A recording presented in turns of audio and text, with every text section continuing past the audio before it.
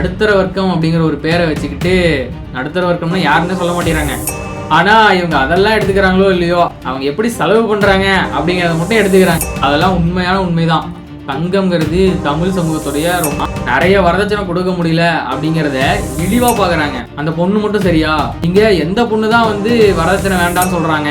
இப்போ நம்ம இந்த சமகாலத்துல பார்த்தோம் அப்படின்னா, தமிழ் குடும்ப அமைப்புல வரதட்சணைங்கிறது ஒரு பெருமையா தான் பார்க்கப்படுது. நான் பாருங்க என் பொண்ணுக்கு இவ்வளவு போட்டு திருமணம் பண்ணிட்டேன், நான் பாருங்க இவ்வளவு போட்டுட்டு வர பொண்ணை என் பையனுக்கு திருமணம் பண்ணிட்டேன் அப்படின்னு பெருமையா சொல்லிக்கிற விஷயம்தான் இன்றைய தமிழ் குடும்பங்கள்ல நம்மளால பார்க்க முடியுது. இப்போ இந்த நிலைமைக்கு ஊடகங்கள் செய்யற திரிவும் ஒரு காரணமா தான் இருக்கு. இவங்க பாருங்க 100 பவுன் போட்டு கல்யாணம் பண்ணிட்டாங்க, இவங்க பாருங்க 300 பவுன் போட்டு கல்யாணம் பண்ணிட்டாங்க அப்படின்னு அதை ஒரு பெருமையாவும் எல்லாருக்கும் பொதுவான ஒரு விஷயமாவும் சொல்றாங்க. ஆனா நம்ம உண்மையா பார்த்தோம் அப்படின்னா, இந்த 100 பவுன் 300 பவுன் இப்படியெல்லாம் போட்டு திருமணம் பண்றதுங்கிறத சாதாரணமான மக்கள் எப்படி பார்ப்பாங்க அப்படின்னா, இதெல்லாம் பணக்காரங்க பண்றது போல அப்படிங்கிற மாதிரி தான் பார்ப்பாங்க. ஆனா இன்றைய ஊடகங்கள் நடுத்தர வர்க்கம் அப்படிங்கிற ஒரு பேரை வச்சுக்கிட்டு, நடுத்தர வர்க்கம்னா யாருன்னு சொல்ல மாட்டேங்கிறாங்க, ஆனா நடுத்தர வர்க்கம் அப்படின்னு ஒரு பேரை வச்சுக்கிட்டு இப்படி நிறைய வரதட்சணை கொடுக்கறத எல்லாருக்கும் பொதுவான ஒண்ணு மாதிரி கட்டமைக்கிறாங்க. இதுக்கு முன்னாடி பெரிய வியாபாரமும் அரசியலும் இருக்கு. அதெல்லாம் நம்ம வேற ஒரு நாள்ல கொஞ்சம் கொஞ்சமா பார்ப்போம். கூடவே இன்னொன்னும் இருக்கு. அதாவது நம்ம மக்கள்கிட்ட பொதுவாகவே இருக்கக்கூடிய ஒரு விஷயம்தான், பணக்காரங்க ஒன்று பண்றாங்கன்னா அதே மாதிரி நாமளும் பண்ணணும். அது நமக்கு பொருந்துதா இல்லையா அதெல்லாம் பாக்குறது இல்லை. அவங்க ஒன்று செய்யறாங்கன்னா அதே மாதிரி நாமளும் செய்யணும். இது ஒரு வகையில பார்த்தோம்னா நல்லதுதான். இப்போ ஒரு பேச்சுக்கு வச்சுக்கோமே, பணக்காரங்க தங்களோட பிள்ளைங்களை ஒழுக்கமா வளர்க்குறாங்க அப்படின்னு வச்சுக்கோம். சும்மா ஒரு பேச்சுக்கு சொல்றேன், ஒழுக்கமா வளர்க்குறாங்க, நல்லா படிக்க வைக்கிறாங்க. இப்போ அதே மாதிரி நாமளும் நம்ம பிள்ளைங்களை ஒழுக்கமா வளர்த்து நல்லா படிக்க வச்சா நாமளும் நல்ல நிலைமைக்கு போகலாம். அதே போல இப்போ பணக்காரங்க வந்து எப்படி அடுத்தவங்க கிட்ட பேசுறாங்க, எப்படி பழக்க வழக்கம்லாம் வச்சுக்கிறாங்க, அதே போல தங்க கிட்ட இருக்க பணத்தை வந்து எப்படி அவங்க கையாளுறாங்க, அது எப்படி இன்னும் நல்லா பெருக்குறாங்க, இந்த மாதிரி விஷயம்லாம் கத்துக்கிட்டா அது நம்மள நல்ல நிலைமைக்கு கொண்டு போகும்.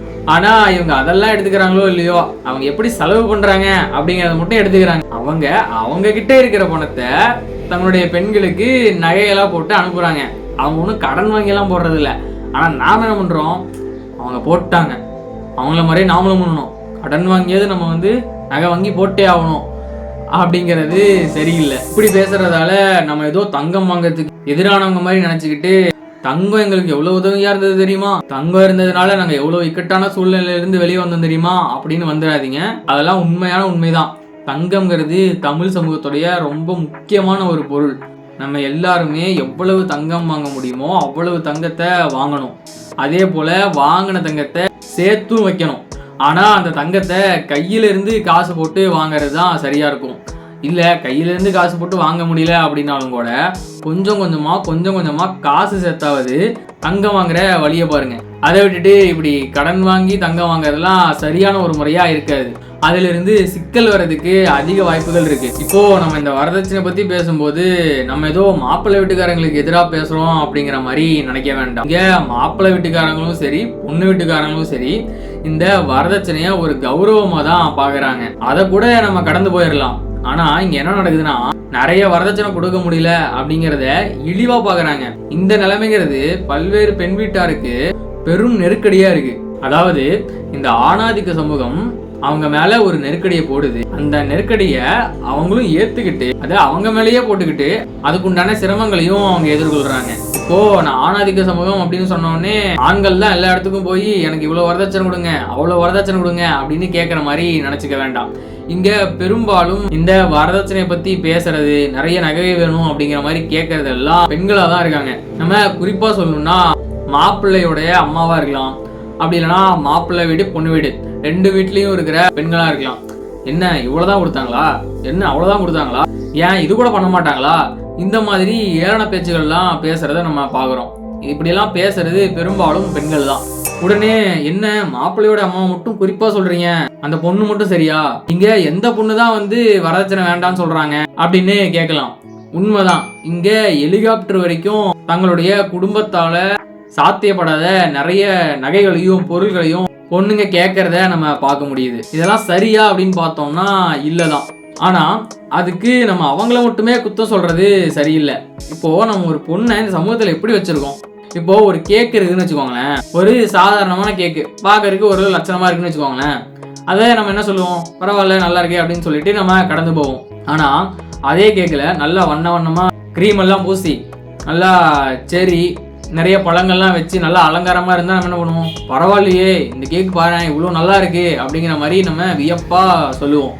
இப்போ இந்த கேக் இருக்கிற இடத்துல அப்படியே ஒரு பொண்ணை வைங்களேன், என்னடா உயிர் இல்லாத ஒரு பொருளை பொண்ணு கூட ஒப்பிட்டு பேசுறனே அப்படின்னு நினைக்காதீங்க. நம்ம பெண்களை அப்படிதான் வச்சிருக்கோம். இப்போ சாதாரணமா ஒரு பொண்ணு இருக்காங்கன்னா அவங்களை பெருசா மதிக்கிறது இல்லை. நல்லா வண்ணமா நிறைய விளையாடக்கூடிய உடையெல்லாம் போட்டுக்கிட்டு நிறைய நகைகள் போட்டுக்கிட்டு நல்லா அலங்காரமா இருந்தா பாரேன் என்ன பொண்ணு அப்படிங்கிற மாதிரி தான் இந்த குடும்ப அமைப்புங்கிறது பெண்களை பார்க்குது. அது மட்டும் இல்லாம ஒரு சமூகமாவே நம்ம பெண்களுக்கு அதுதான் சொல்லிக் கொடுக்குறோம், நீ ஒரு அலங்கார பொருளாக தான் இருக்கணும் அப்படிங்கிற மாதிரி சொல்லிக் கொடுக்குறோம். இப்படியே நம்ம அவங்களை சின்ன வயசுலேருந்து வளர்த்து வச்சிருந்தா அவங்க அப்படிதான் இருப்பாங்க. இப்படி இருக்கிறதுனால நம்ம என்னமோ பெண்கள் அவங்களை அலங்கார பொருட்களாக வச்சுக்கிறத நியாயப்படுத்தலை, அவங்க அப்படி இருக்கிறதே தப்பு தான். இதுவே முன்னாடி மாதிரி காலம்னா வேற, அவங்க வீட்டிலேயே இருப்பாங்க, வெளியே போக மாட்டாங்க வர மாட்டாங்க, வீட்டில் என்ன சொல்லி கொடுக்குறாங்களோ அது மட்டும் தான் உலகம் அப்படின்னு நினச்சிட்டு இருப்பாங்க. இப்போ அவங்க வெளியே போகிறாங்க, படிக்கிறாங்க, 4 பேரை பார்க்குறாங்க. அப்படியெல்லாம் இருந்தும் நான் என்ன அலங்கார பொருளாக மட்டும்தான் வச்சுக்குவேன் அப்படின்னு இருக்கிறது சரியில்லை.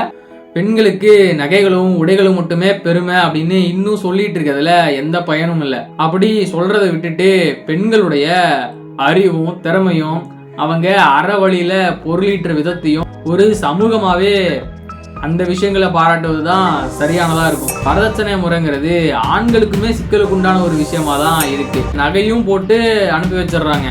சொத்து விஷயம்னு வரும்போது அதுவும் வேணும். மாப்பிள்ளைக்கு கூட தொழில் வச்சு கொடுப்பாங்க. பெண்ணே நடத்துற மாதிரி இங்க தொழில் வச்சு கொடுக்கறது. எல்லா பொண்ணுங்களும் படிச்சு வந்துட்டாங்க, ஆண்களோட நல்லா பெரிய நிலைமைக்கே வந்துட்டாங்க. இங்க இருக்கக்கூடிய அதே ஊர்ல உங்களுக்கு கொஞ்சம் கூட சம்பந்தமே இல்லாத ஒரு உலகம் இருக்கு.